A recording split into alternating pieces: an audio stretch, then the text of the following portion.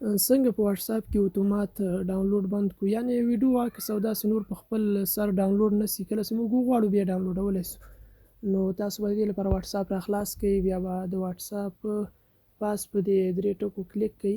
دلته به په سیټنګ کلیک کړئ، لاندې به راسئ، دلته په سټوریج ان ډیټا به کلیک کړئ، دلته به لاندې راسئ، دغه 3 اپشنونه دي. اول اپشن ده وین یوزینګ موبایل ډیټا،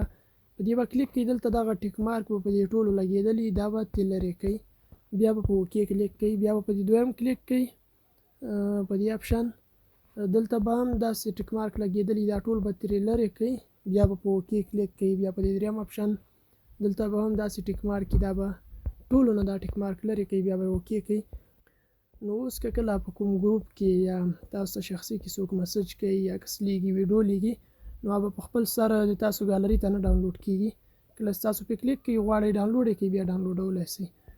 نو زموږ ډاونلوډ اوس بند شو، د داسې نورو ویډیوګانو لپاره زموږ چینل سبسکرایب کړئ، که ویډیو مو خوښ شوي وي لایک یې کړئ، او که کومه پوښتنه لرئ کمنټ وکړئ. تر بلې ویډیو د الله په امان.